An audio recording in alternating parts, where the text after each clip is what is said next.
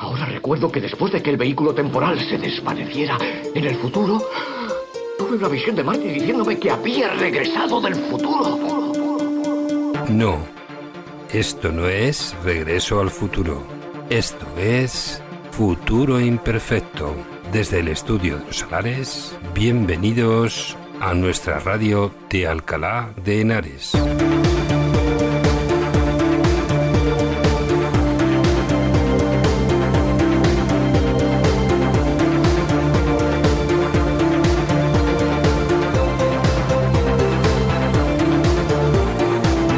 Y a los mandos de la nave que viaja al futuro, Javi Pater.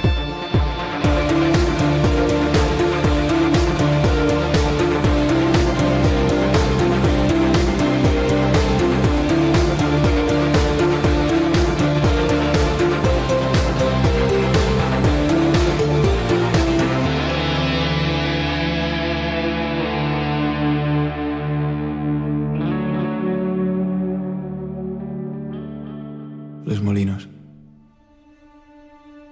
Los de la Mancha.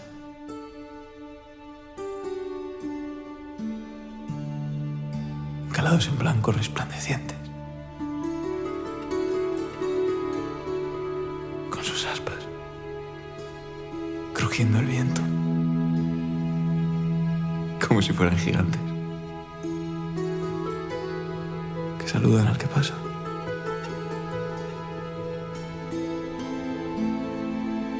Y sin importar que sea más pobre que una rata.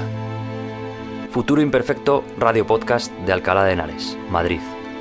Una radio cercana, pero abierta al mundo.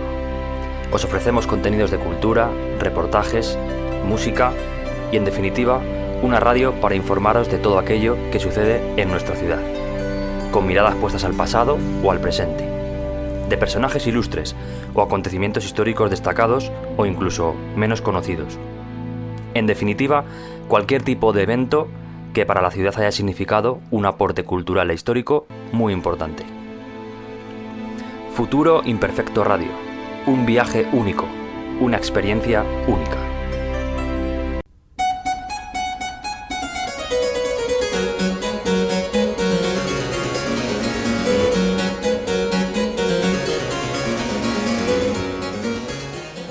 Bienvenidos al Museo Casa Natal de Cervantes, en Alcalá de Henares, un lugar donde la historia no se conserva, se escucha, se imagina y se vuelve presente.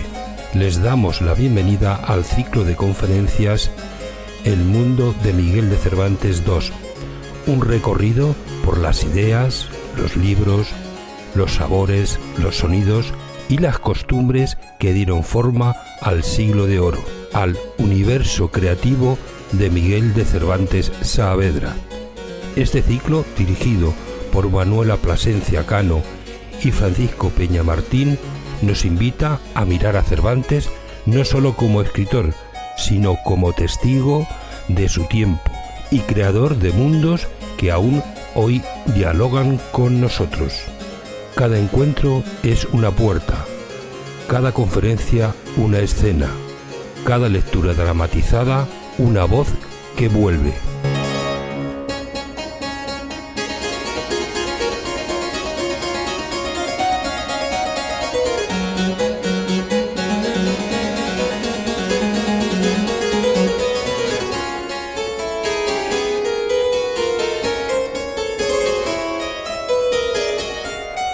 En la Europa de finales del siglo XV, comienzos del XVI, los libros de caballería eran algo más que literatura.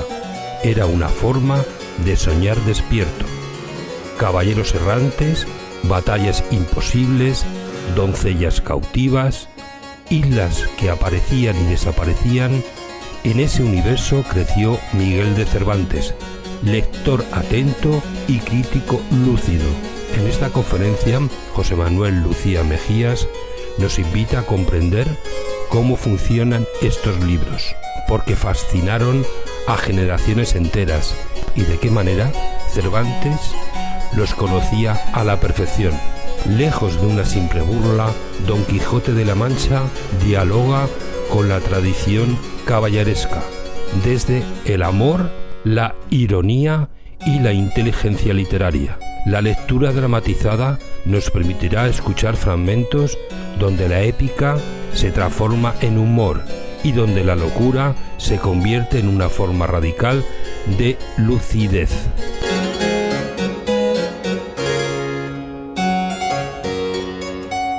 Y a continuación escucharemos a la directora de la Casa Museo Miguel de Cervantes, Eva Jiménez, y también a Isabel Ruiz Maldonado, concejala de Turismo, como Manuela Plasencia y Paco Peña. ¿Qué tal? Bueno, bienvenidos al inicio del ciclo de este año de las conferencias sobre el mundo de Cervantes. Este es un ciclo que estamos encantados de tener aquí, en Alcalá de Henares, además de la mano de Manuela y de Paco Peña, que, bueno, ya no sé si estuvisteis el año pasado, pero fue muy interesante este ciclo.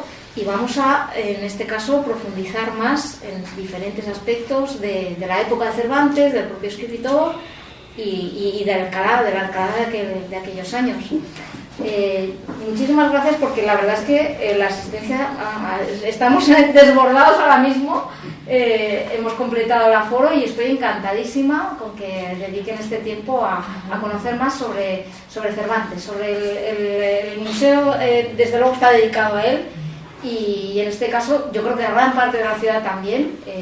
Sabéis que Cervantes es una figura fundamental para Alcalá de Henares. Y por supuesto que cualquier tipo de iniciativa como estos ciclos de conferencias pues nos parecen muy enriquecedoras. Yo, nada, simplemente dar la bienvenida, daros las gracias por venir. Además, este año es verdad que ya os van a presentar en profundidad el curso, este ciclo de conferencias, pero van a tener unos pequeños detalles, ¿verdad?, después de cada conferencia. Bueno, contamos con la presencia de la concejala de Turismo, de Isabel Ruiz, y de la concejala María Aranguren aquí, y yo creo que Isabel, le doy la palabra para que haga también los honores de la presentación de este ciclo, de este segundo ciclo de conferencias sobre Cervantes. Adelante, Isabel. Bien, bueno, pues tengo el gusto de estar presente en este acto, tras recibirle de nuevo la invitación de mi querida Manuela Plasencia. Siempre me ha parecido maravilloso el nombre de tu institución, de tu asociación, la Asociación Española de Farmacéutico de Letras y Artes. Oh. Bien, pues estamos aquí convocados para presentar la segunda edición del Mundo de Miguel de Cervantes en un ciclo de conferencias que nada más y nada menos tiene lugar en la Casa de Cervantes. Este extraordinario recurso turístico y cultural que un año más es el museo con más visitas de cuantos gestiona la Comunidad de Madrid. Así es. Quiero felicitar, por tanto, a todo el equipo directivo y a todo el personal que día tras día, año tras año, siguen realizando este espectacular trabajo. Igual que Sancho llevaba hilas y un poco de ungüento blanco en las alforjas, tanto Manuela como Paco Peña, directores de este imprescindible ciclo, han traído de nuevo ungüento del bueno para proponer una segunda edición magnífica para los amantes de Cervantes y de su extraordinario caudal literario y cultural. Reunir un elenco de intervinientes como José Manuel Lucía, María Jesús Vázquez, Cecilio Venegas, Francisco Peña, Fausto Roca, Manuela Plasencia, Vicente Sánchez Moltó, con la inestimable guinda de Carlos Alvar, parece a priori el mejor cóctel de sabiduría para degustar un ciclo de conferencias que promete emociones. Es un placer estar aquí, es un placer para mí formar parte del inicio de un ciclo tan importante, y es de sumo gusto encontrarme con mentes tan cervantinas como estas que he citado. Pero como la mesura premia a quien la consume, voy a hacer caso a Cervantes cuando dijo: haz gala, Sancho, de la humildad de tu linaje, porque el que se conoce a sí mismo es el primer paso para llegar a ser sabio. Por lo que, a mi entender, dejo las palabras doctas a estas autoridades muy versadas en la materia. Cervantes es infinito. Muchas gracias. Muchas gracias.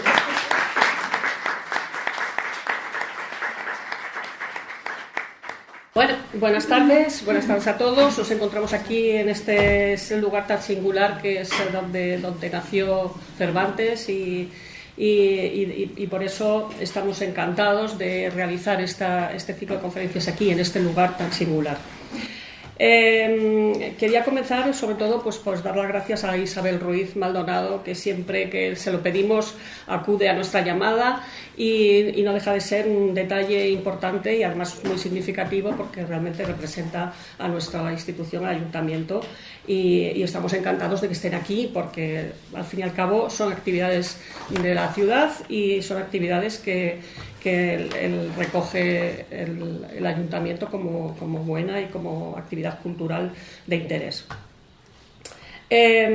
Nosotros la idea que teníamos ya desde el año pasado hicimos el primer ciclo y el primer ciclo pues resultó ser pues un éxito porque realmente igual que hoy hemos tenido todas las conferencias, el aforo completo y hemos recibido felicitaciones y todo el mundo muy entusiasmado. Por lo tanto, es un orgullo que se haya realizado y por eso también hemos decidido hacer un segundo ciclo de conferencias y lo que en un principio pues fue una iniciativa de la asociación que yo represento, que es AEFLA, que es Asociación Española de Farmacéuticos de Letras y Artes. Yo soy la secretaria general de la asociación y organizamos ciclos de conferencias por muchos lugares. Y entonces nos ha quedado ya como fijo aquí para seguir haciéndolo cada año más. Y además contamos con la colaboración de Francisco Peña a través del Instituto Universitario Miguel de Cervantes, que también participa desde el principio, en el primer curso y en el primer ciclo y ahora en este. Y bueno, pues la idea, como no sé si algunos habéis estado en el primer ciclo, pues la idea ha sido siempre resaltar la figura y la presencia de Miguel de Cervantes en esta ciudad, porque creo que tenemos cuerda para rato para hablar de miles de aspectos que podemos repasar y escuchar de la mano de unos ponentes muy selectos, los hemos elegido especialmente, lo mismo él como yo, y bueno, pues estamos aquí con esa intención de mantener viva y que siempre en esta ciudad haya siempre alguna actividad relacionada con Miguel de Cervantes. Y este sitio, encima, además, estar aquí, pues es doblemente una suerte y estamos encantados. Quería deciros que este segundo ciclo hemos querido dar una versión diferente de otros aspectos relacionados con el mundo de Miguel de Cervantes. Y además hemos querido completarlo, aderezarlo con actividades dramáticas, de actuaciones teatrales, de experiencias sensoriales que vais a tener. Y bueno, pues como que intentar que sea algo más que la conferencia y que nos transmita, pues además de un conocimiento más profundo del mundo de Cervantes, pues tener también una visión de las artes y de las letras conjuntas, que es lo que nuestra asociación y por supuesto el instituto estamos en esa línea. Quería deciros también que quiero agradecer a todos los ponentes que han aceptado participar en el ciclo. Cada uno de ellos son especialistas en el tema y además les hemos pedido que den un sesgo diferente a la charla para que sea muy atractiva para todos vosotros. Yo no me entretengo nada más, deciros que estamos muy agradecidos de la acogida que nos habéis brindado. Y doy paso a Francisco Peña. Bueno, yo quiero dar las gracias a Eva y a la Casa de Cervantes por permitirnos hacer este ciclo de Cervantes aquí. En primer lugar, creo que realmente su participación y su colaboración ha sido siempre una de las claves de este ciclo. No cabe la menor duda que es una mujer que implicada además en la formación cultural de la ciudad y eso hay que reconocerlo claramente. Y bueno, pues dar las gracias también a todos los que estáis aquí, dar las gracias a todos los conferenciantes, gracias a todos los actores que además van a participar, incluso a cada una de las conferencias, como sabéis, va a tener un colofón distinto. Hoy contamos con David Tabla, que nos hará una lectura dramatizada de un fragmento del Quijote. Nos ha mandado José Manuel para que lo leamos, porque evidentemente va a hablar, como sabéis, José Manuel, de las novelas de caballerías y Cervantes. Y bueno, pues todos los colaboradores creo que realmente están dejándose un poco aquí el esfuerzo porque esto salga lo mejor posible, claramente. Mientras viene, os cuento yo algo de José Manuel Lucía. Podía estar hablando de José Manuel durante una hora fácilmente. Fue alumno mío, le conozco desde hace un montón de tiempo, hemos trabajado juntos un montón de veces, hemos hecho muchas cosas, hasta libros juntos y todo, con lo cual realmente ya con él tengo una muy buena relación. Estuvo hace relativamente poco en el Corral de Comedias, no sé si llegasteis a verle, hablando de su último libro, y empiezo por el final, que es Cervantes íntimo, porque José Manuel ha sido uno de los que ha colaborado en el guión de la película de Amenábar del cautivo. Ha sido uno de los asesores literarios y culturales de la película de Amenábar. Y a raíz precisamente un poco y vinculado con eso, ya de antes se tenía más o menos la idea, quería dar valor a la figura de Cervantes y ver un poco los valores de Cervantes, no tanto incluso como autor literario, que también, sino como persona. Porque Cervantes tiene esa fuerza, digamos, que es transmitir una serie de valores en su propia biografía, porque la biografía de Cervantes es apasionante, realmente es una biografía que está llena de aventuras, de circunstancias extrañas, raras, de todo tipo, y entonces esa parte, digamos, más personal de Cervantes es lo que hace José Manuel en el libro Cervantes íntimo, recientemente publicado, el año pasado, donde entra un poco en esa personalidad de la figura, y es realmente un libro muy atractivo porque vamos viendo claramente detalles de su biografía que realmente las obras no nos muestran. Siempre las obras muestran cosas, pero realmente entre la biografía y las obras suele haber siempre una notable diferencia, y José Manuel ha entrado de lleno.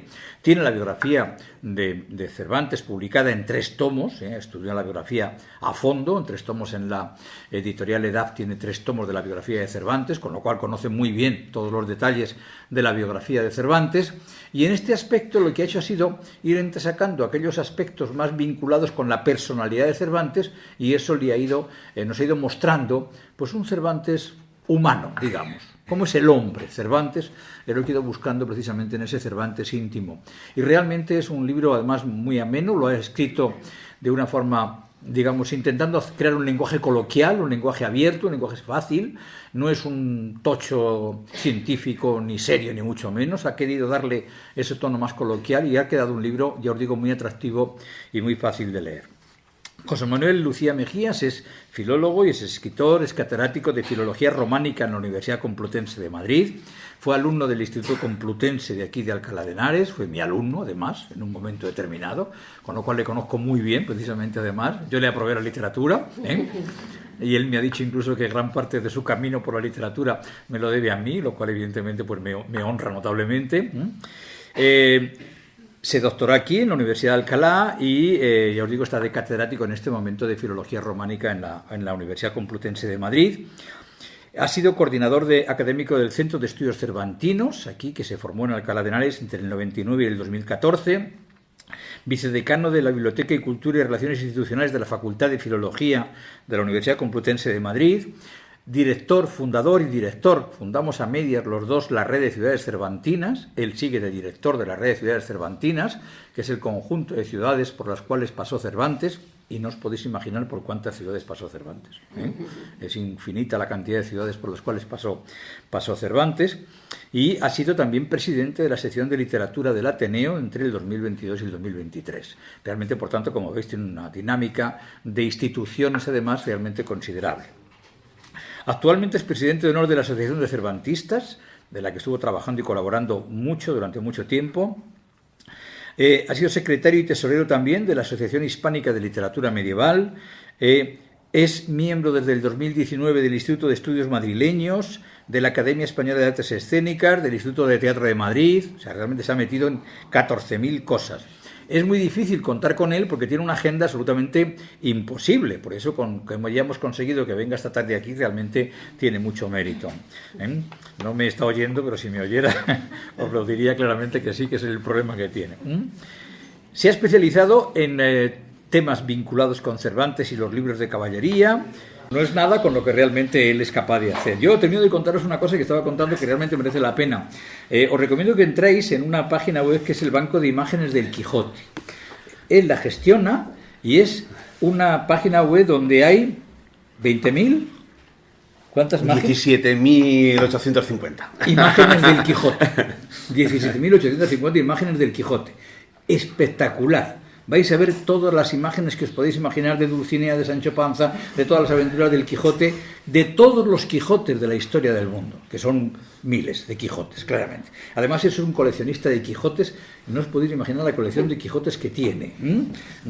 Todo lo que gana se lo gasta en Quijotes. O sea que compra Quijotes, evidentemente, primeras ediciones, de calidad, realmente una colección espectacular de Quijotes la que tiene. Como lo veis, no conoce a Cervantes, el Quijote, o sea, no lo conoce nada. Ha sido además comisario de una docena de exposiciones, ha traducido libros de textos medievales, es un gran poeta, además, tiene muchos libros de poesía publicados excepcionales, algunos de ellos se han representado en teatro, también tiene 2 obras de teatro escritas, y además, evidentemente, como es un hombre tan trabajador y tan entregado a la cultura, pues en el 2016 le dieron en la conmemoración la medalla de la Orden Civil de Alfonso X el Sabio, que se la merece absolutamente del todo. Encomienda de la Orden Civil de Alfonso X el Sabio. Y también el año pasado recibió el premio Damaso Alonso por la Academia Hispanoamericana de las Buenas Letras de Madrid, donde también ha formado parte de ella. Esto es un breve resumen. Si contásemos las cosas que ha hecho José Manuel, necesitaríamos 3 días para contarles. Pero yo creo que con esto vale para que nos hagamos una idea de quién es José Manuel y realmente de cómo contar con él hoy aquí es un auténtico lujo, sin lugar a dudas. Y sin más, le doy la palabra y que hable él. Adelante. Bueno, muchas gracias. Bueno, un lujo tardío, perdonad, la verdad que ha sido como eso de los trenes, ya hay que empezar a contabilizar otra cosa. Pero bueno, aquí estoy, lo importante al final sale bien. Bueno, no sé si, como me he perdido la presentación, no sé si precisamente Paco Peña ha contado el inicio de todo, que precisamente que fue mi profesor. Claro que por eso, que en un momento dado, también parte de ese trabajador, en un momento dado, pues he tenido un buen maestro desde el instituto, y haciendo la revista Compluteca. Compluteca fue el director de la revista Compluteca, que fue una de las primeras revistas que hicieron en Alcalá. En Alcalá, sí que estamos. Pero bueno, estamos en Cervantes y su tiempo, y estamos en el tiempo de Cervantes. Y bueno, yo encantado, además de venir a hablaros de libros de caballerías. Y sobre todo, como muy bien el ciclo es situar, en este caso, el género de los libros de caballerías y el Quijote en su época. Es decir, la necesidad que tenemos un poco también de colocarnos en el momento en el que se han creado, o en el momento, en el caso de Cervantes, que han vivido, ¿no? Es decir, luego han pasado muchas cosas desde ese 1616 que muere, o el 1615 que se publica la segunda parte, hasta hoy, pero todo eso tiene que ver también con la recepción, no con los lectores del momento. Yo lo que de alguna manera quiero en esta charla es que cuando terminéis, pues tengamos la sensación entre todos de que os habéis convertido, aunque sea por unos minutos o en esta hora, en lectores de libros de caballerías como pudieron ser los lectores del primer Quijote. Pues, lógicamente nosotros cuando leemos el Quijote lo leemos de una determinada manera que ya no es como lo leían aquellos lectores de 1605, de 1615, ni nosotros tampoco, ni el propio Cervantes lo escribió pensando en otros que eran aquellos lectores de 1605, ¿no? Bueno, vamos a empezar por una idea que seguramente todos tenéis en la cabeza, porque todos lo hemos recibido en clase, todos lo hemos repetido y además todos lo seguimos haciendo y lo repetimos, que parece que es una verdad absoluta, ¿no? Cervantes escribe el Quijote, que es una parodia de los libros de caballerías, para acabar con ellos, que ya se estaban, digamos, de alguna manera tropezando, ya estaban ya sin tener el gusto de los lectores de la época, y gracias al éxito del Quijote, los libros de caballerías terminaron por desaparecer. Esa es la idea que nos han explicado seguramente muchos en clase, o lo que nos han dicho a veces de eso, es decir, el Quijote como parodia de los libros de caballerías y el género que está ya en los últimos, digamos, estertores, y bueno, el éxito de un Quijote, de una obra tan diferente y además tan agresiva, pues termina por acabar con ellos. Bueno, esto es lo que pensábamos y esto es lo que sabíamos, porque también la ciencia, y en este caso la ciencia humanística, va avanzando y lógicamente ahora sabemos otras cosas porque tenemos otros medios y otros datos, es lo que sabíamos hace 50 años. Pero claro, hoy en día sabemos otras cosas.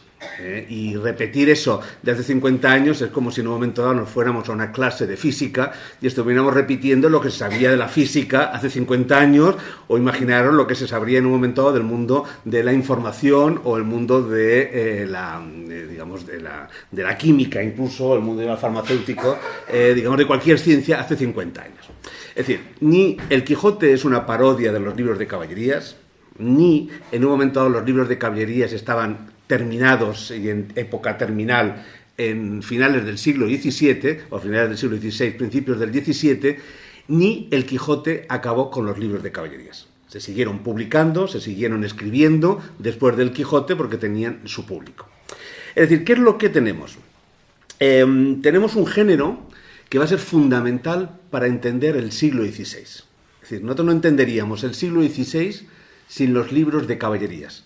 Y no entenderíamos, además, en este caso, El Quijote, sin entender precisamente la importancia de este género. Bueno, ¿de qué hablamos cuando hablamos de libros de caballerías? Vamos un poco a concretar 2 o 3 ideas y luego ya quiero leeros textos y sobre todo un poco comparar textos del Quijote con los libros de caballerías.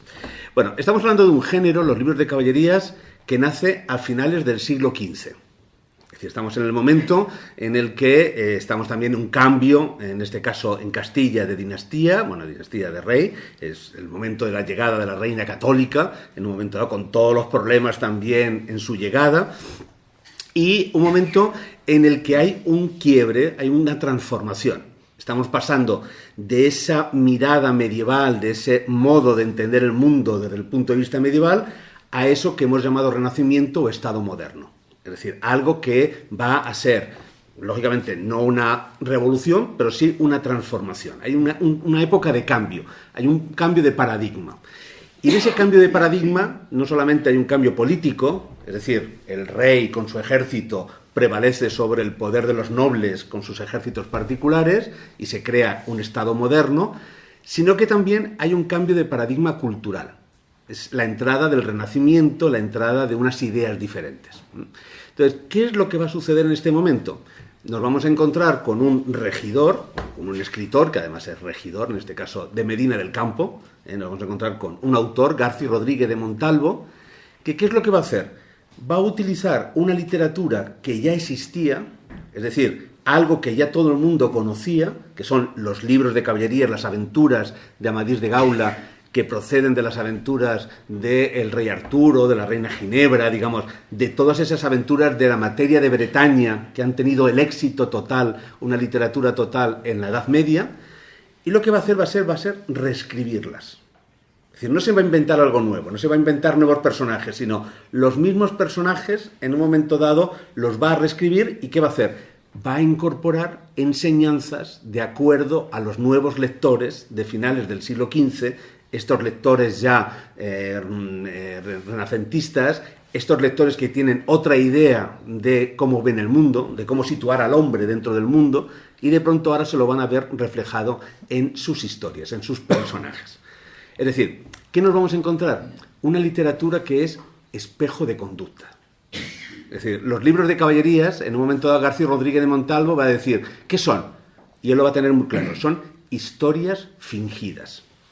Es decir, es una ficción, estoy contando una historia de un personaje que no existió en un momento dado en la historia, pero esa ficción la estoy contando de una manera que es la manera para que tu lector puedas aprender a comportarte en sociedad, a comportarte según las ideas que ahora quiere defender la reina católica, a comportarte en esta nueva corte que se está creando, a comportarte en este nuevo medio. Es decir, el libro de caballerías no es ese lugar de ocio que uno hace a partir de las 5 de la tarde, sino es el lugar en donde yo me entretengo, porque me está contando aventuras de caballeros y de damas, pero al mismo tiempo que me estoy entreteniendo, estoy aprendiendo una forma de ser, una forma de comportarme, y además una forma de ser y de comportarme que es la que está triunfando.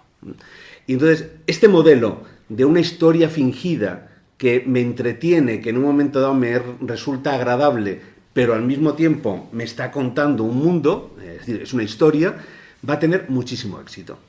Y entonces va a ser, de alguna manera, digamos, el inicio, por eso se llama al Amadís de Gaula el emperador de la caballería, porque es el primero que va a crear una saga. Una saga que además se va a imprimir. Y entonces tenemos ahora el otro elemento fundamental, el cambio de paradigma. Tenemos la imprenta. Digamos, la imprenta que aparece a mediados del siglo XV, pero que en este momento ya, a finales del XV y principios del XVI, se va a convertir en una industria. Es decir, cada vez está generando más dinero y sobre todo está generando que haya productos para luego en un momento dado que puedan venderse y sobre todo que puedan tener interés para el público. Ahora se trata de tener muchos ejemplares en la calle porque se trata de que se venda, ¿no? Entonces, ahí es donde nos vamos a encontrar. Imaginaros, el primer texto, Amadís de Gaula, 1492, 1495, porque hemos perdido la primera edición. Es decir, finales del siglo XV. ¿Cuál es el último libro de caballerías que hemos conservado, que sabemos que se escribió en Castilla? Es un libro posterior a 1623. Es decir, estamos hablando de un género que empieza a finales del siglo XV y que en un momento dado, el último en Castilla que vamos a tener es posterior, es un libro manuscrito, pero que tiene difusión, que es la quinta parte del Espejo de Príncipes y Caballeros, posterior a 1623. Es decir, estamos hablando de un género de más de 100 años, que tiene más de 80 títulos. Es decir, que estamos hablando de un género que no puedes decir una cosa que es lo que en un momento dado vamos a intentar explicar por qué lo dice Cervantes, que dice, todos son una misma cosa. Entonces, de pronto, 80 títulos diferentes que se multiplican en decenas y decenas de ediciones, desde finales del siglo XV hasta 1623, hechos en Castilla, en Aragón, en Portugal, en Italia, todos estos los castellanos, nada más que los castellanos. Luego, lógicamente, los catalanes, en la Corona de Aragón y, digamos, bueno, en Valencia sobre todo, el Tristán, digamos, el Tirante, el Blanco. Luego vamos a tener los portugueses, vamos a tener los italianos, vamos a tener los ingleses, vamos a tener los holandeses, los alemanes, todos libros de caballerías, es decir, continuando las aventuras. Es decir, estamos hablando de casi más de 150 libros que en un momento, títulos diferentes que se van a difundir por toda Europa. Y sobre todo se van a difundir por toda Europa a partir del siglo XVI y sobre todo también en el siglo XVII, porque va a tener también mucho éxito entre la nobleza, pero también va a tener también mucho éxito entre cualquier ámbito del pueblo. Es decir, estamos hablando de un género que lógicamente tiene que haber una evolución. No pueden escribirse todos los libros igual que el Amadís, porque si ya tengo el Amadís, pues ya entonces ya me leo y me sigo leyendo el Amadís, que se va a seguir reeditando a lo largo de todo el siglo XVI. La última edición del Amadís es de 1598. Es decir, la primera edición es de 1595 y la última edición, que luego lógicamente luego se pueden seguir leyendo ejemplares. Es decir, se sigue leyendo el Amadís de Gaula porque sigue teniendo interés lo que te está contando. Pero claro, ¿qué sucede? ¿Cómo evoluciona el género? Y ahí es donde vamos a entrar ahora con el Quijote. El Amadís cuenta un modelo de vida. Es un espejo de príncipes, te cuenta cómo comportarte en la corte. Entonces, pues lógicamente, ¿qué es lo que sucede? Cada libro tiene que mejorar el anterior. Entonces, bueno, tenemos Amadís de Gaula, los 4 libros cumplidos de Amadís de Gaula, que te cuenta, pues lógicamente, qué es lo que le sucede a un caballero cuando llega a la corte, cómo tiene que manejarse con las armas, los amores que tiene con su amada Oriana, todos los problemas amorosos que empieza a haber cada vez más complicación, porque los caballeros empiezan a tener hermanos, primos, y luego también a su vez se enamoran con hermanas, primas, que a su vez se cambian de traje y de pronto los hombres son mujeres, las mujeres hombres, y entonces se enamoran entre ellos. ¿No? Imaginaros, pero de pronto, después de Amadís, vamos a tener a su hijo, Esplandián, que va a mejorar, porque lógicamente el linaje tiene que no solamente dejar lo que tenía, sino mejorar. ¿Qué va a ser en Amadís? El emperador. Porque de pronto nos vamos a encontrar ya los textos a principios del siglo XVI.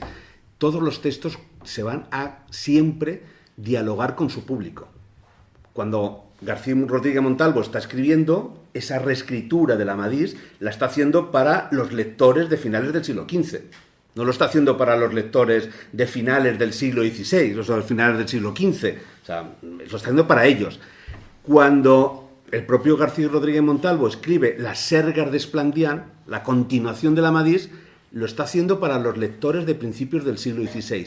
¿Qué está pasando a principios del siglo XVI? Ya tenemos Castilla y Aragón, ya tenemos a Fernando y ya tenemos algo fundamental, la cruzada. El deseo de, sobre todo, conquistar el norte de África, que va a ser uno de los grandes elementos de política de la monarquía hispánica en el siglo XVI. ¿Qué es lo que va a hacer Esplandián? Esplandián va a dejar de ser un caballero que lucha contra otros caballeros para ser un caballero que lucha contra... Ya os podéis imaginar contra quién va a luchar. Pues contra los moros. Es decir, o sea, los enemigos se van a convertir, que van a ser esos ejércitos malévolos que en un momento dado en el mundo real también son los ejércitos contra los que tiene que luchar ese ejército nuevo que es de la monarquía hispánica. ¿Qué sucede? Que de pronto tiene muchísimo éxito y eso significa que de pronto los autores de estos libros de caballerías se convierten en influencers. Es decir, aquello que están defendiendo lo están llevando a una enorme cantidad de personas. ¿Y qué sucede? Que de pronto en todo este sistema que hay batallas, hay amoríos, hay elementos fantásticos, es decir, tenemos a Urganda la desconocida, la gran maga que en un momento dado va a ayudar a los caballeros, igual que en las historias del rey Arturo, que tenemos el rey Arturo, tenemos a la reina Ginebra, tenemos a Lanzarote, tenemos ya un lío ahí de amantes y tal, tenemos en un momento dado a Merlín, es decir, tenemos esos elementos mágicos. ¿Qué ha quedado fuera? La Iglesia. No hay elementos religiosos. De pronto se conforma un mundo en donde la Iglesia no tiene nada. Entonces, ¿qué va a pasar? Vamos a tener los 4 libros de Amadís, vamos a tener las sergas y de pronto un cura va a decir, no, esto no podemos quedarnos fuera. Voy a hacer la continuación. Y va a hacer el Florisando. ¿Y qué va a hacer? Uno de los hijos de Esplandián se va a convertir en un caballero cristiano. En donde, lógicamente, a partir de ese momento, todo lo que es cualquier elemento sexual, pecado. Todo lo que es cualquier elemento de risa, pecado. Todo lo que es cualquier elemento, digamos, de magia, más pecado todavía. Es decir, y de pronto todo es enseñanza de, lógicamente, qué malas que sois las mujeres, pues sois muy malas, y lleváis al pecado, aunque no lo queráis, porque lo tenéis en vuestra naturaleza, y entonces está continuamente contando historias de mujeres malas que hacen que los caballeros vayan por otro camino que no es el que tienen que tener, etcétera. Es decir, y en un momento dado, ¿qué hace?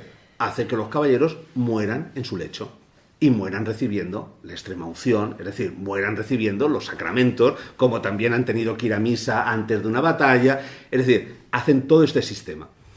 Y ahí vamos a tener la idea de un Florisando. Claro, esto también tiene unas posibilidades de negocio pequeño.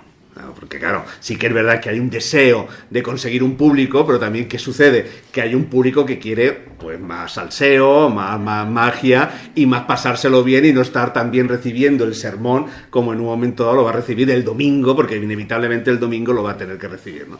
Entonces ahí nos vamos a encontrar con la evolución. Y estamos hablando del mismo Amadís de Gaula. De pronto vamos a encontrarnos el 6º libro, si esto era el 5º, el 6º, el 7º libro, el Lisuarte de Grecia, que lo hace un autor también maravilloso que va a ser Feliciano de Silva. Y Feliciano de Silva va a decir, no, yo me olvido de este libro y vuelvo otra vez a retomar los personajes como se han quedado en el libro 5 y voy a contar. Y voy a contar el libro 7, el libro 8, Amadís de Grecia, el Florisel, el Rogel de Grecia, va a escribir 4 y 5. Claro, ¿qué sucede? Yo tengo que conseguir mis públicos. Yo tengo que conseguir en un momento dado que el público quiera seguir leyendo estos libros. ¿Cómo lo voy a conseguir? De 3 maneras. Una, con la hipérbole, con la exageración. Es decir, yo tengo que en un momento dado mostrar que mis caballeros ahora son mejores que los anteriores, porque para eso son el nieto, el bisnieto, el tataranieto, es decir, vamos a seguir el linaje, ¿no? Entonces, claro, ¿qué sucede? Amadís te enseña a cómo luchar con una espada, te enseña a cómo enfrentarte con un caballero, te enseña las artes en un momento dado que tienes que tener, o incluso las estrategias que tienes que utilizar en una batalla. Su hijo ya es emperador. Ya, digamos, puede luchar con 5 o 6 caballeros, pero ya el nieto, en un momento va a poder luchar contra un gigante. Pero es que el bisnieto tiene que luchar contra 3 gigantes. Y entonces, ¿qué sucede? que cada vez ese brazo del caballero empieza a ser casi el brazo como el de Schwarzenegger crecido, porque claro, de pronto pega un golpe con la espada y es capaz de acabar con 5 caballeros o con 5 gigantes, les corta la cabeza de cuajo, ¿no? Como una demostración de que son cada vez más valientes, pero ¿qué sucede? Es más entretenido lo que escucho, pero cada vez es más inverosímil. Ya no me está enseñando nada, simplemente me está divirtiendo, ¿no? Llegado a un punto en el que para que todo vuelva a ser verosímil, necesito tener objetos mágicos. Porque claro, si yo cuento que un caballero coge una espada y que es capaz de matarme a 10 gigantes, pues ya no me entretiene, porque ya es como de pronto decir, ya, sí, claro, y ahora Tom Cruise se tira y no sé qué, y cae justo en la ventanita del avión que está pasando a 300 kilómetros por hora, no sé. No me lo creo. Entonces, la verosimilitud es importantísima. Entonces, ¿qué sucede? Que cuando nacen, llega un mago y les da una espada mágica, que es capaz de matar a 15 gigantes con un golpe del caballero. Entonces ya he vuelto a recuperar automáticamente la verosimilitud. Pero lógicamente la he perdido en el elemento de la enseñanza. Entonces son libros cada vez más entretenidos, pero que lógicamente me alejan de la cotidianidad, me alejan de ese mundo de la enseñanza. Y luego juego con el ingenio. Por ejemplo, lo que tengo que hacer es, digamos, en los libros de caballerías, como en la narrativa de la época, no se juega con qué va a suceder al final.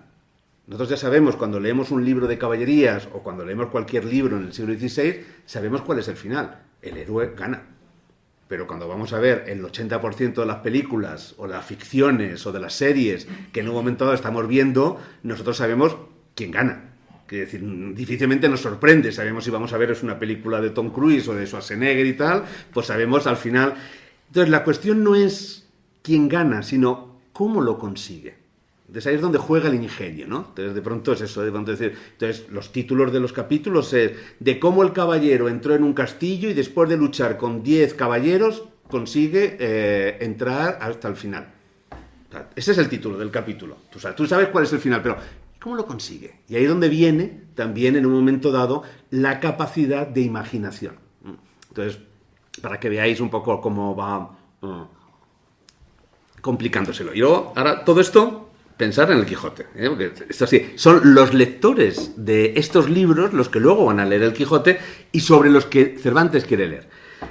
Esto de la hipérbole, la exageración, que lógicamente va de generación en generación con el elemento mágico. Imaginaros un momento dado un caballero que llega a la puerta de un castillo. Una aventura normalísima, que dirá, llegas a la puerta del castillo, que está cerrada, y lógicamente sale un caballero armado para defender esa puerta del castillo y ese puente. Entonces llega el caballero y se establece un código que los lectores de la época saben. El tiempo que tardas en vencer al enemigo está en proporción a la valentía o la fuerza del enemigo. Es decir, si tú tardas muchísimo en vencerlo, es porque te estás enfrentando a otro héroe, quiere decir, a otra persona que realmente tiene unas características. Pero si tú llegas y nada más con un tajo le matas, pues ya sabes que es un chichiná. O sea, es decir, esos son simplemente de atrecho y hay que pasar al siguiente, que va a ser, lógicamente, como las pantallas de los videojuegos, pues cada vez se complica más, ¿no? Entonces, bueno, sale el caballero y de pronto, efectivamente, sale y nada más salir le da un tajo y le corta la cabeza. Ningún problema. O sea, sigue adelante y de pronto sale un toro. Pero justo cuando sale el toro, se da cuenta que cuando la cabeza ha caído al suelo, en un momento dado esa cabeza se ha transformado en otro caballero y al caballero que le había cortado la cabeza, se le ha salido la cabeza. Con lo que entonces tiene a un toro que acaba de salir y a 2 caballeros que de pronto tienen las espaldas. Entonces de pronto, como es el héroe, el caballero, primero mata al toro, coge, le corta en un momento dado la cabeza, se vuelve a los caballeros y en un momento dado le corta uno un brazo y le corta a otro el otro brazo. Y en ese momento sale un rinoceronte. Entonces, de pronto, pero al mismo tiempo que ha salido el brazo cuando ha caído en el suelo, ese brazo se ha convertido en un caballero, ese caballero le ha salido el brazo, al otro caballero igual, y de pronto el toro se ha convertido en 2 toros y el rinoceronte. Bueno, la situación cada vez se empieza a complicar más hasta que se da cuenta de cuál es el código. El código es que no puede hacer herida de sangre. Porque cada vez que hace una herida de sangre a un enemigo, en vez de matarle, lo que está haciendo es duplicar el problema de ese enemigo, ¿no? Entonces, ¿qué es lo que va a hacer? En un momento dado él tiene que reorganizarse y entonces, bueno, pues está en el puente, entonces lo que hace es a los caballeros que llevan armadura los tira al foso, como tiene agua abajo, se ahogan, y como se ahogan, ahí ya no hay posibilidad de que puedan reproducirse. En un momento dado, como es el héroe, de pronto coge al caballo o al toro y le coge por el cuello y le consigue ahogar con la fuerza de su brazo. Es decir, va solucionando todos los problemas que le van surgiendo, lógicamente dejando detrás un reguero de sangre, de heridas, que lógicamente estos caballeros, que a todos nos podemos imaginar que son los más hermosos del mundo, porque para eso enamoran a las más hermosas, pues debían ser también una parada de monstruos, porque claro, tenía heridas por todos los lados. Gracias a que en un momento dado esas heridas nunca son mortales, porque siempre hay un mago o una maga que les ayuda y les da unos ungüentos que permiten que esas heridas se salven o se curen de manera mágica, digamos, en un tiempo récord. Entonces, ese es el modelo, por un lado, de entretenimiento, ¿no? El otro es, precisamente, cada vez tener más escenas amorosas y más escenas sexuales. Entonces, de pronto vamos a tener que estos libros de caballerías, hasta que llega lo que es mediados del siglo XVI, pues de pronto son las escenas amorosas. La mujer cada vez empieza a tener más presencia en estos libros, porque cada vez hay más mujeres lectoras de estos libros, que no solamente quieren quedarse en la actitud pasiva de me quedo en el castillo esperando a que mi enamorado me venga y yo con mi trenza la tiro y de pronto le digo, ay, te quiero, tal, sino dice, mira, que no viene, pues voy yo. Entonces, se visten de caballeros y van en busca de sus enamorados, porque en el momento están tardando demasiado, y esas mujeres amazonas, esas doncellas bizarras, terminan siendo más valiente o tan valiente como cualquier caballero. De tal manera que empieza a haber combates en donde, como tienen la armadura, no sabes qué hay debajo. Si hay un hombre o una mujer, y según también el tipo de público, pues prevalece sobre todo la mujer, o luchan entre ellas también, como siguiendo las amazonas. ¿Qué sucede? Entonces, estas historias de amor empiezan cada vez a ser más complicadas.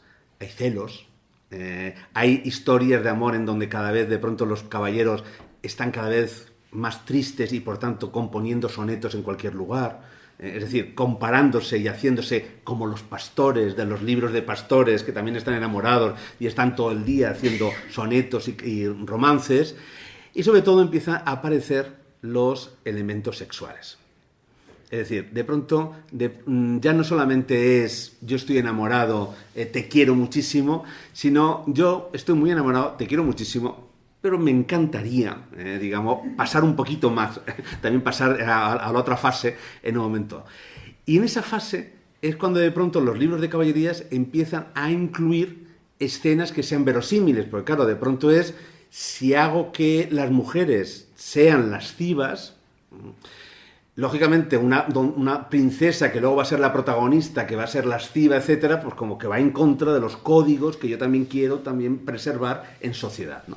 Entonces se inventan un personaje para salvar esta situación y que haya estas escenas amorosas o sexuales, que es precisamente el personaje de la doncella lasciva. Y ahora nos vamos a meter en comparación para que veáis con el Quijote. El personaje de la doncella lasciva es una niña que queda huérfana de niña, o sea, una niña rica, una niña bien, una noble, que queda huérfana. Es decir, que no va a tener educación. ¿Eso qué significa? Que va a poder dejar que su naturaleza, su naturalidad, campe, porque para eso tiene dinero, a sus anchas y haga lo que quiera con su cuerpo.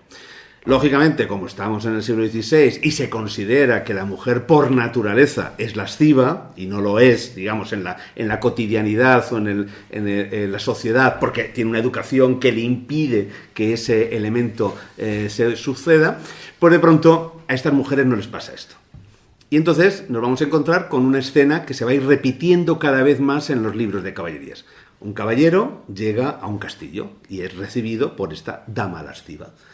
Una doncella lasciva, con todo tipo de viandas, bailes, imaginaros en un momento dado también ese juego cortesano cada vez más alejado de los hechos, de guerra y más de los hechos de la cortesía, en donde están todo el rato hablando y se comen una manzana y en el fondo están hablando con una metáfora sexual, está todo el rato, como jugando en un momento dado un cortejo. Y de pronto llega la noche y, como sucede en los castillos en la Edad Media y que sucede en el siglo XVI, pues se dividen. Los hombres van a un lugar y las mujeres van a otros, cada uno a su lugar. En mitad de la noche, de pronto el caballero nota un ruido. Algo está pasando.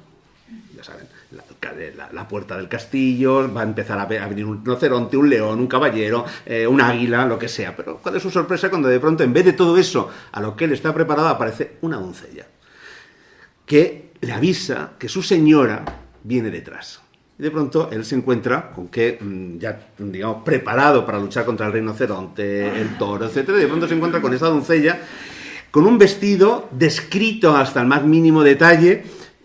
Poco descrito porque es un vestido mínimo, quiere decir, en donde se deja eso que en un momento dado deja ver sus senos albos de, digamos, de tal. Y en ese momento él, pues ya preparado para la lucha, pues empieza a temblar porque de pronto se encuentra en una situación en la que no está acostumbrado. Y entonces de pronto ella le dice una frase así como muy sutil y muy ingeniosa, que es: no es con ese arma con el que te vas a luchar esta noche. Cosa con la que él empieza a, digamos, a ponerse todavía mucho más nervioso. Y en ese momento, digamos, en el que ella hace el gesto de apagar la vela, en ese momento justo el broche se le quita y justo se describe cómo ese pequeño vestido que llevaba le recorre el cuerpo, enseñando y dejándole allí a oscuras y ahora empezando a poder, digamos, disfrutar de ella. No se dice más. Solamente en un momento dado se dice que gozaron, si se quiere decir, pero solamente se dice una frase. Ella se acostó doncella y se levantó dueña. Ya con eso, con esa también sutileza ya, imaginaos la perversidad, digamos, la mente de pronto de esos lectores empiezan a manejarse, ¿no? Bueno, ¿por qué? Imaginaros, en un momento dado, el Quijote se reía a carcajadas. Y ahora sigo, luego, pero para no es una historia. ¿Por qué los lectores de su época, en un momento dado, cuando estaban leyendo el Quijote, era carcajada? De pronto, no la sonrisa, la sutileza, la carcajada de decir, Dios mío, ingenio que ha hecho, ¿no? Imagínense la escena de Maritornes. La escena de Maritornes, que es una puta que está en la venta y que se dedica, digamos, en un momento dado, parte de su trabajo es a venderse a cualquiera que en un momento dado pase por allí. De pronto, lo que hace Cervantes es monta la escena de Maritornes a imagen y semejanza de las escenas de las doncellas lascivas de los libros de caballerías, que lógicamente todos los lectores del Quijote conocen como ahora vosotros. Entonces, si se acuerdan, en un momento dado, ¿qué sucede? En mitad de la noche, cuando están durmiendo todos en la parte de arriba, y Don Quijote y Sancho están al final, y al principio están los arrieros, uno de ellos que había contratado ya los servicios de Maritornes, bueno, primero están Don Quijote y Sancho y el arriero está al fondo, los servicios de Maritornes, de pronto Maritornes, con mucho cuidado, entra por la noche, pero claro, Maritornes se nos ha descrito de la manera como se nos ha descrito.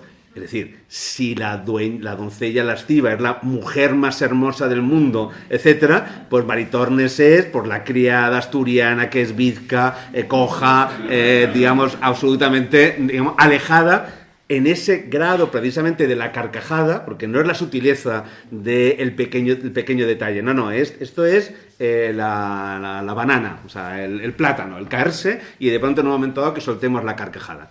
De esa manera se describe, ella entra poco a poco. ¿Y qué sucede?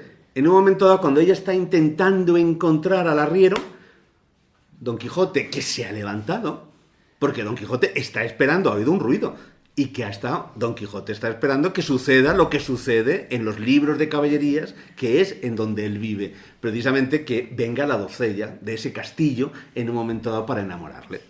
Para disfrutar de su cuerpo, para en un momento dado gozarle, ¿no? Entonces, él le coge el brazo y dice, ay no, lo siento mucho, hermosísima doncella, pero yo estoy enamorado de mi Dulcinea y no la puedo ser infiel. Claro, la otra, cuando de pronto ve ese brazo aquí que le está agarrando ese viejo, que en un momento dado, imaginaos además con el pijama, pues tenía que tener una pinta lo menos, digamos, sensual o sexual que en un momento dado podíamos imaginar, ella se intenta en un momento dado y él empieza a hacer todo un discurso que lógicamente es en sí divertido, porque en sí, en un momento dado, nosotros no necesitamos saber cuál es el hipotexto caballeresco, es decir, el texto de referencia caballeresco para poder disfrutarlo, pero lógicamente si lo tenemos en la cabeza, automáticamente nosotros vamos a poder hacer eso, no solamente divertirnos, sino la carcajada, porque tenemos todas esas lecturas para precisamente en un momento dado hacerla, ¿no? Y ahí termina como termina. En un momento dado, claro, el arriero se levanta y de pronto dice, bueno, esta puta ahora se ha ido con otro porque le paga más, ¿esto qué es? Y se había contratado conmigo, entonces empieza a pegarla, ellas se pegan, de pronto el Sancho Panza que no, está dormido le quitan del sitio y le despiertan.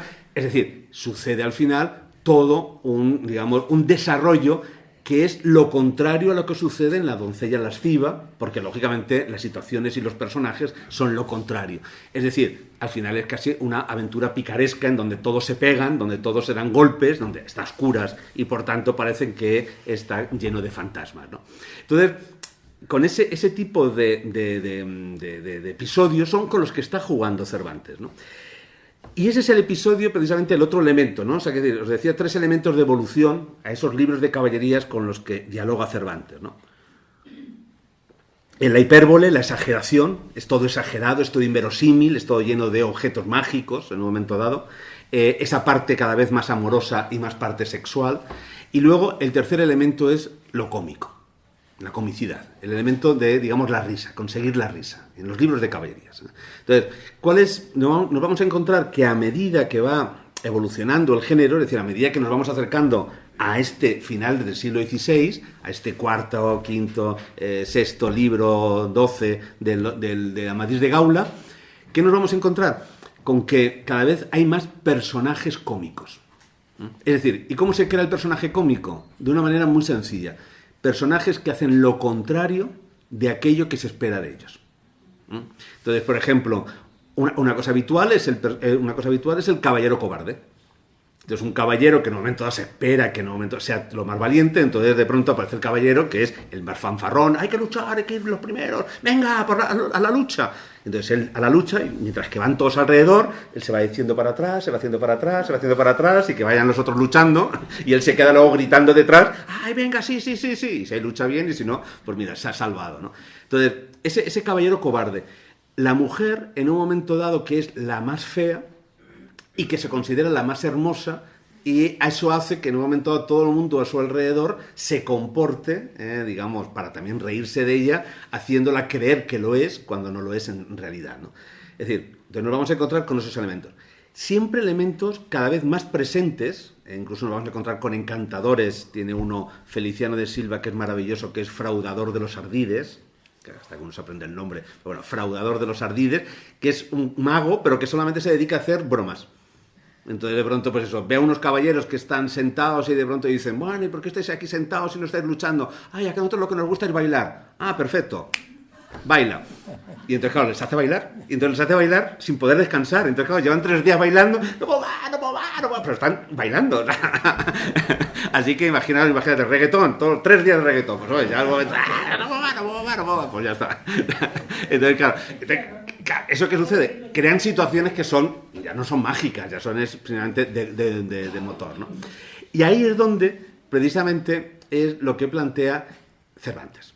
Y ahí es donde de pronto nos encontramos con que estos libros de caballería son los que triunfan entre los lectores de finales del siglo XVI, cuando Cervantes se pone a escribir El Quijote. Es decir, libros exagerados, sin estructura, es totalmente una estructura abierta, digamos, sin un cuidado, digamos, incluso en la forma de la escritura, libros en donde cada vez hay más elementos eróticos y libros en donde la comicidad está presente, pero está presente siempre en personajes marginales. Siempre se mantiene al caballero protagonista o a la dama protagonistas, que son, según el canon, perfectos, aunque cada vez tengan menos papel, pero son los que realmente se mantienen como caballeros. ¿Y qué es lo que va a hacer Cervantes? Cervantes de pronto, imaginaros, va a escribir El Quijote con 50 años. Es decir, está frisando los 50 años. Es decir, no escribe El Quijote como una obra de juventud. No escribe El Quijote en un momento dado, en un momento en el que dice, bueno, pues esto quiero que sea mi obra. No, él escribe El Quijote, además, hace 20 años que ha escrito su última obra. O O sea, la Galatea la publicó en 1585 y él va a publicar el Quijote en el 1605. pobrecito mío. En 1605, es decir, 20 años después de haber publicado. 50 años, que lógicamente no son nuestros 50 años, que estamos en la flor de la vida y todavía nos queda por vivir lo que queramos, sino los 50 años del siglo XVI. O sea, que ya es por nuestros 60 y tantos, 70, es decir, que también estamos en la flor de la vida, pero bueno, hay que cuidarse un poquito, la pastillita no se nos olvide, ese tipo de cosas, ¿no? Claro, está haciéndolo así. Y lógicamente, ¿qué sucede? ¿Qué sentido tiene que él vaya a hacer algo contra un género que en el fondo además sigue teniendo un éxito, pero que a él además le gusta? Porque él realmente le gustan los libros de caballerías. ¿Pero qué sucede? Igual que le gusta el teatro a Cervantes, pero no le gustan los libros de caballerías que están triunfando en aquel momento. No le gusta una literatura que sea simplemente una literatura de entretenimiento, de la carcajada, de que no sirva nada más que para pasar el rato, para evadirse. Él considera que no, que la literatura tiene una misión, una finalidad. Y esa finalidad es entretener, por supuesto, porque para eso hay que llegar al público, pero hay que llegar a ellos entreteniéndoles para algo. Y en ese algo está precisamente el querer enseñarles. O sea, en querer que su modelo de vida, que es un modelo de vida muy, digamos, renacentista, no ya el barroco. Yo me enrollo, ya tengo que ir terminando, ¿no? Ya. Tranquilo, hay tiempo todavía. Y tal, que tenemos al actor también aquí que el pobre no espere. Bueno, entonces, él quiere enseñar. Entonces, claro, estos libros de caballerías con los que él sí que en un momento dado se enfrenta, que son no el género de los libros de caballerías, no los libros de caballerías en general, sino esta evolución de los libros de caballerías de entretenimiento que solamente busca la carcajada por la carcajada, y son los que él va en un momento dado a enfrentarse, él de pronto va a plantear, precisamente igual que hizo Garci Rodríguez de Montalvo, es a finales del siglo XV, él de pronto va a tomar una tradición literaria y va a escribir algo nuevo que va a sorprender y va a crear todo un género que va a llegar hasta 1623 en castellano. Bueno, pues él va a hacer lo mismo. Va a coger un género, en este caso el de los libros de caballerías, va en un momento dado a tomar lo que para él es el modelo, que es el Amadís, es decir, el libro de caballerías tiene que enseñar, tiene que ser un modelo de conducta, pero al mismo tiempo lo va a hacer para los lectores del siglo XVII, que ya son los lectores barrocos, ya no son los lectores precisamente de principios de siglo. Entonces, ¿qué va a hacer? Va a colocar, y va a hacer un cambio fundamental, que es colocar a Don Quijote, un personaje marginal, un personaje humorístico. Es decir, lógicamente un caballero que con 50 años se cree que es caballero andante, pues es como un caballero cobarde, o es en un momento dado como esas damas feas que en un momento dado se creen que en un momento dado van a enamorar a todos los caballeros. Es decir, es un caballero que en sí mismo crea en un momento dado la hilaridad, la comicidad, y lo va a colocar en el centro de la historia. Va a hacer un cambio fundamental. Y otro fundamental, lo va a colocar en el tiempo presente. Entonces, claro, nosotros leemos el inicio del Quijote y no lo sabemos de memoria, porque pues, lo repetimos y estamos además en Alcalá de Henares. Entonces, en un lugar de la Mancha, de cuyo nombre no quiero acordarme, no ha mucho tiempo, vivía un hidalgo, de los de lanza en astillero, adarga antigua, rocín flaco y galgo corredor. Bueno, hasta ahí, luego ya es más complicado. Bueno, eso no lo sabemos y sabemos que es el Quijote. Claro, imaginaros la primera vez que un lector de 1605 leyó eso. No era el Quijote, no era lo que te enseñaban en el colegio, sino un libro. ¿Y ellos qué tenían en la cabeza ese lector de 1605? Además aquí, en cualquier librería, en la calle Libreros, en un momento dado que pudiera tener el ejemplar. Ellos tenían en la cabeza el inicio del Amadís de Gaula, que es sobre lo que está jugando Cervantes. O sea, Cervantes no está jugando en ponernos la clave para esconder un pueblo de la Mancha perdido para que se convierta en centro turístico 300 años después. Es decir, lógicamente no. O sea, por mucho que a algunos no les guste, no hay claves. O sea, no hay la clave turística en un momento dado ni la piedra filosofal en esa primera frase. Sino que hay un elemento que es precisamente esa comparación. ¿Qué es lo que ellos tienen en la cabeza? El Amadís de Gaula. El inicio del Amadís de Gaula como el inicio de tantos libros de caballerías, que dice: no mucho tiempo después de la muerte de Jesús, es decir, no mucho tiempo después de la muerte de Jesús, eso es muy lejano. O sea, no sé cuándo es, pero eso es otro tiempo, o sea, no es nuestra época. en una tierra lejana, en la Bretaña en este caso diría el Amadís de Gaula, es decir, en un lugar que no me corresponde, en un lugar que en un momento dado está al margen de cualquier tipo de elemento cotidiano, vivía un rey que tenía 2 hijas. Este es el inicio del Amadís. Claro, de pronto, ¿qué es lo que vamos a tener? En un lugar de La Mancha, tú dices, aquí, Madrid. Claro, La Mancha, en muchos casos, un lector de la época, a lo mejor no había ido a La Mancha, pero sabía que existía La Mancha, entre otras cosas, porque La Mancha es lo que queda entre la capital política del imperio, es decir, Madrid, y la capital económica del imperio, Sevilla. O sea, lo que queda en mitad, en el camino real, es La Mancha, es decir, lo que hay. Es decir, un lugar de paso, un lugar que en un momento dado está ahí, pero es que de pronto es en un lugar de La Mancha, de cuyo nombre no quiero acordarme, que ahí hay otro juego, no ha mucho tiempo. ¿Cómo que no ha mucho tiempo? Es decir, me va a contar una historia no de un caballero que lógicamente le pueden pasar las aventuras que le puedan pasar, las costumbres, etcétera, sino de mi época. Me está escribiendo ahora mismo. Y además, ¿qué me está diciendo? Que vive un hidalgo.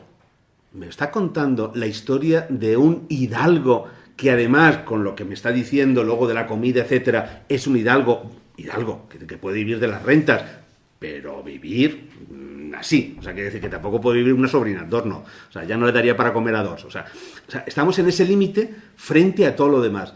Es decir, cualquier lector de la época, cuando ese libro de caballerías, en un momento dado, nos encontraría con que sería la carcajada, la risa. Pero la risa frente, no ya al Amadís, de que va a coger el modelo, sino de todos esos libros que se está riendo. Porque ¿qué es lo que tenemos en el Quijote? Lógicamente tenemos estructura. No hay, o sea, de pronto no es simplemente aventuras una detrás de otra, no, hay una estructura en un momento dado a la hora de contarlo. Hay verosimilitud, todo lo que nos cuenta es verosímil.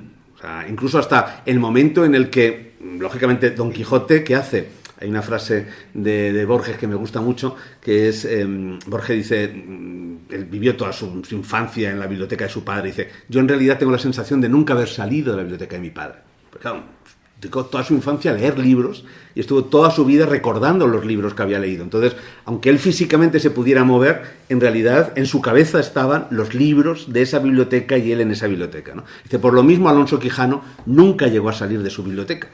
O sea, porque realmente, aunque físicamente pudiera transformarse en Don Quijote e ir por los campos de la Mancha, en realidad su cabeza seguía estando en los libros que estaba leyendo, ¿no?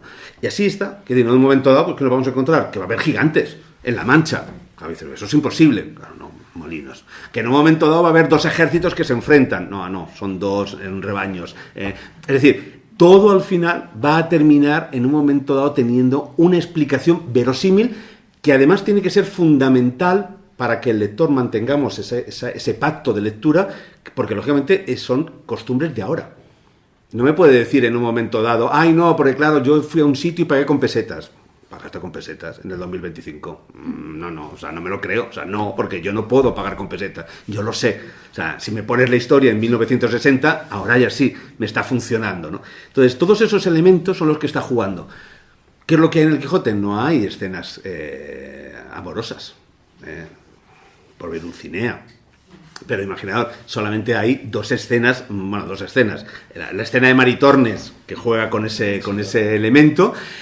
En un momento dado, Sancho Panza, que se pone un poquito así, porque ha visto darle un piquito y se han dado un besito don Fernando y Dorotea. Entonces dice, uy, les he visto dar un besito. Esta micomicona es un poquito casquivana, ¿no? No sé qué, no sé cuánto, ¿no? Y luego la escena erótica más graciosa que hay en el Quijote, precisamente, es... la tienen ustedes todos seguramente en la cabeza. Hay sexo, aquí sí que hay frotamiento, aquí hay un frotío, por lo menos intento de frotí. ¿Se acuerda? Que sí, que se acuerda. Rocinante. Cuando en un momento dado le quitan a Rocinante las cinchas y de pronto huele las yeguas gallegas. Y de pronto se nota que a pesar de su edad y todo, hay ese olorcito que le gusta y en un trotecito. Entonces, relata Cervantes todo, digamos, ese episodio con todas las palabras claves que se utilizan en los libros de caballerías para trabajar, digamos, para describir esas escenas eróticas. Va con un trocicillo, digamos, burlón, no sé qué, no sé cuántos, tal. Y cuando llega, ellas están comiendo, se acercan, le miran a ver si es un apuesto caballo para en un momento dado pasar un buen rato, y cuando ven que es lo que es, siguen comiendo. Y él, bueno, intenta, se acerca, tal, hasta que ya los yangüeses, pues lógicamente enfadados, termina al final, como con maritornes, con palos al final, como terminan las escenas, digamos, de sexo para indicar que son malas, ¿no?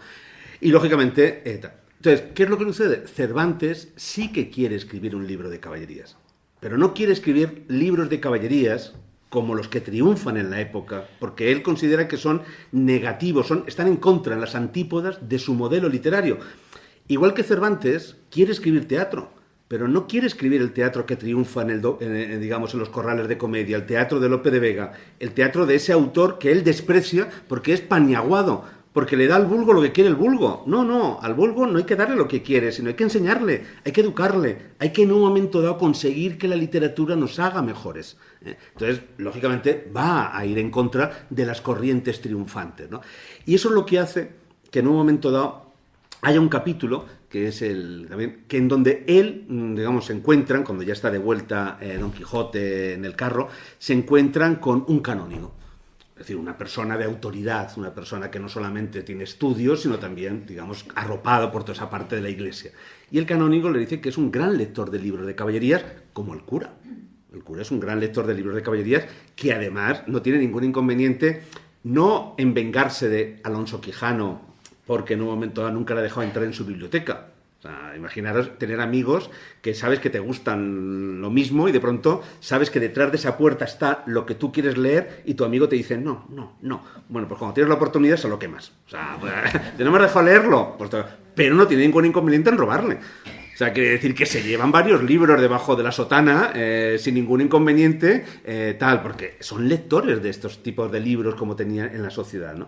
Y este canónigo, en un momento dado, dice: yo he escrito un libro de caballerías, yo llevo 100 folios de un libro de caballerías, pero lo voy a dejar, no lo voy a terminar, porque se lo he dejado a varias personas y les encanta.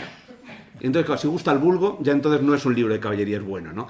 Y entonces hace toda una teoría de cómo tienen que ser los libros de caballerías, de cómo es un libro de caballerías, que es un libro que te tiene que, de alguna manera, entretener, pero que te está enseñando, que además es un libro de narrativa total. Todo cabe en un libro de caballerías.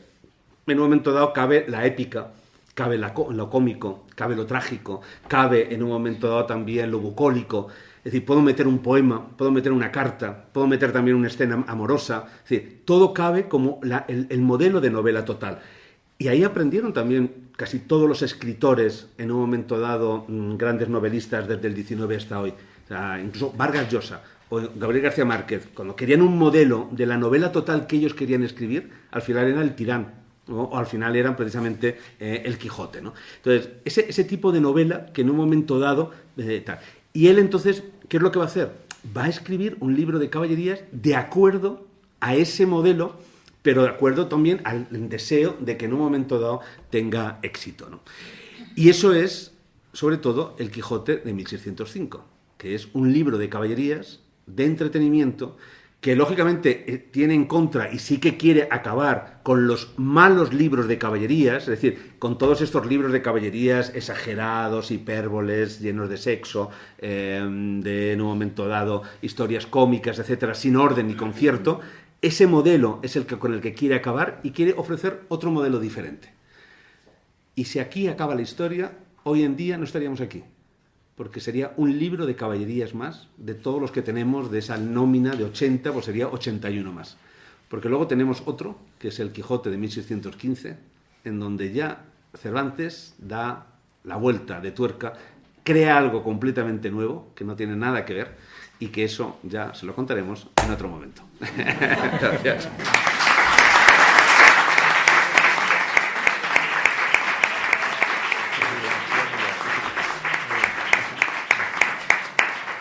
Bueno, y ahora el magnífico colofón que tenemos, David Tabla, que tenemos aquí, un actor, además con muchísimas tablas, nunca mejor dicho, en la escena claramente, va a hacer una lectura dramatizada de un fragmento del Quijote, que es al fin y al cabo el texto del que nos está hablando José Manuel durante todo este tiempo. Adelante, David, cuando quieras.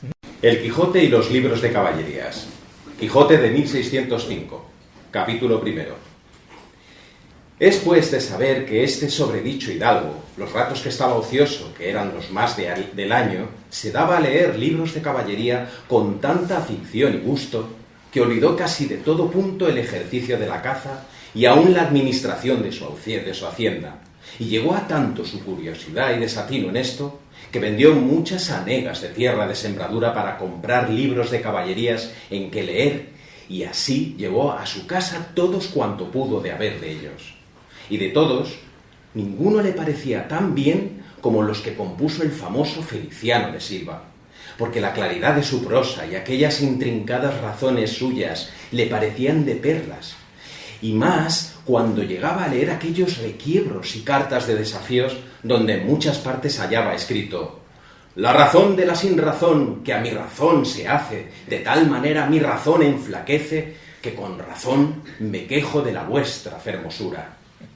Y también cuando leía: los altos cielos que de vuestra divinidad divinamente con las estrellas os fortifican y os hacen merecedora del merecimiento que merece la vuestra grandeza.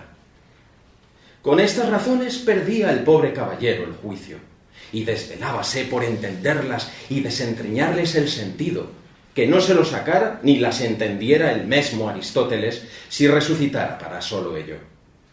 Tuvo muchas veces competencia con el cura de su lugar, que era hombre docto, graduado en Sigüenza, sobre cuál había sido mejor caballero, Palmerín de Inglaterra o Amadís de Gaula. Mas maese Nicolás, barbero del mismo pueblo, decía que ninguno llegaba al caballero del Febo, y que si a alguno se le podía comparar era don Galaor, hermano de Amadís de Gaula, porque tenía muy acomodada condición para todo, que no era caballero melindroso ni tan llorón como su hermano, y que en lo de la valentía no le iba en zaga. En resolución, él se enfrascó tanto en su lectura que se le pasaban las noches leyendo de claro en claro y los días de turbio en turbio. Y así del poco dormir y del mucho leer se le secó el cerebro de manera que vino a perder el juicio. Llenósele la fantasía de todo aquello que leía en los libros, así de encantamientos como de pendencias, batallas, desafíos, heridas, requiebros, amores, tormentas y disparates imposibles. Y asentósele de tal modo en la imaginación que era verdad toda aquella máquina de aquellas soñadas invenciones que leía, que para él no había otra historia más cierta en el mundo. En efecto, rematado ya su juicio, vino a dar en el más extraño pensamiento que jamás dio loco en el mundo. Y fue que le pareció convenible y necesario, así para el aumento de su honra como para el servicio de su república, hacerse caballero andante e irse por todo el mundo con sus armas y caballo a buscar las aventuras y a ejercitarse en todo aquello que él había leído que los caballeros andantes ejercitaban, deshaciendo todo género de agravio y poniéndose en ocasiones y peligros donde, acabándolos, cobrase eterno nombre y fama. Imaginábase el pobre ya coronado por el valor de su brazo, por lo menos del imperio de Trapisonda. Y así, con estos tan agradables pensamientos, llevando del extraño gusto que en ellos sentía, se dio priesa a poner en efecto lo que deseaba. Y lo primero que hizo fue limpiar unas armas que habían sido de sus bisabuelos, que tomadas de orín y llenas de moho, luengos siglos habían que estaban puestas y olvidadas en un rincón. Limpiólas y aderezólas lo mejor que pudo, pero vio que tenían una gran falta, y era que no tenían celada de encaje, sino morrión simple. Mas a esto suplió su industria, porque de cartones hizo un modo de media celada que, encajada con el morrión, hacían una apariencia de celada entera. Fue luego a ver a su rocín, y aunque tenía más cuartos que un real y más tachas que el caballo de Gonela, que tantum pelis et osa fuit, le pareció que ni el bucéfalo de Alejandro ni Babieca el del Cid con él se igualaban. 4 días se le pasaron en imaginar qué nombre le pondría. Y así, después de muchos nombres que formó, borró y quitó, añadió, deshizo y tornó a hacer en su memoria e imaginación, al fin le vino a llamar Rocinante. Nombre, a su parecer, alto, sonoro y significativo de lo que había sido cuando fue Rocín, antes de lo que ahora era, que era antes y primero de todos los rocines del mundo. Puesto nombre, y tan a su gusto, a su caballo, quiso ponérseles a sí mismo, y en ese pensamiento duró otros 8 días. Y al cabo se vino a llamar Don Quijote, de donde, como queda dicho, tomaron ocasión los autores de esta tan verdadera historia, que sin duda se debía de llamar Quijada y no Quesada, como otros quisieron decir. Pero acordándose que el valeroso Amadís no sólo se había contentado con llamarse Amadís a secas, sino que añadió el nombre de su reino y patria por hacerla famosa, y se llamó Amadís de Gaula, así quiso, como buen caballero, añadir al suyo el nombre de la suya y llamarse Don Quijote de la Mancha, con que a su parecer declaraba muy al vivo su linaje y patria, y la honraba con tomar el sobrenombre de ella. Limpias pues sus armas, hecho del morrión celada, puesto nombre a su rocín y confirmándose a sí mismo, se dio a entender que no le faltaba otra cosa sino buscar una dama de quien enamorarse.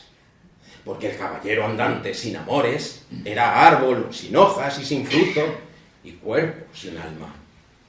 ¡Oh! ¿Cómo se holgó nuestro buen caballero cuando hubo hecho este discurso, y más cuando halló a quien dar nombre de su dama? Y fue a lo que se cree que en un lugar cerca del suyo había una moza labradora de muy buen parecer, de quien él un tiempo anduvo enamorada, aunque según se entiende, ella jamás lo supo ni le dio cata de ello. Llamábase Aldonza Lorenzo.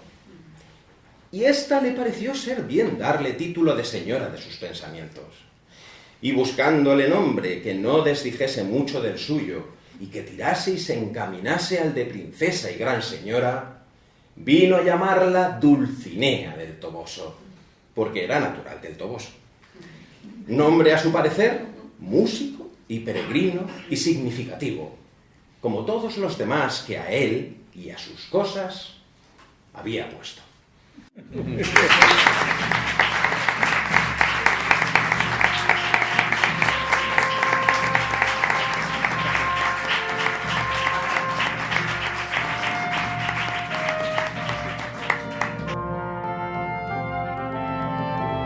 Y a continuación Javi Java os comenta cómo contactar con nosotros. Por correo electrónico futuroimperfectoadh@gmail.com, por la red social X @f_imperfecto, y por las siguientes plataformas: iVoox, Amazon Music, Podimo, Google Podcast, Apple Podcast, YouTube Podcast, YouTube Music, y no dejéis de suscribiros por cualquiera de los canales ya mencionados.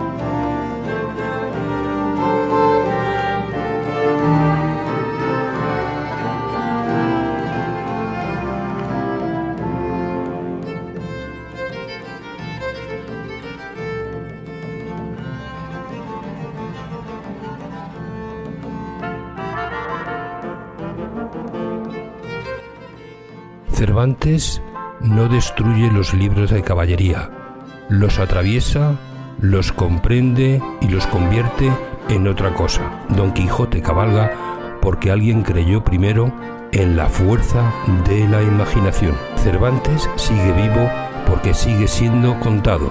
Gracias por acompañarnos en este viaje.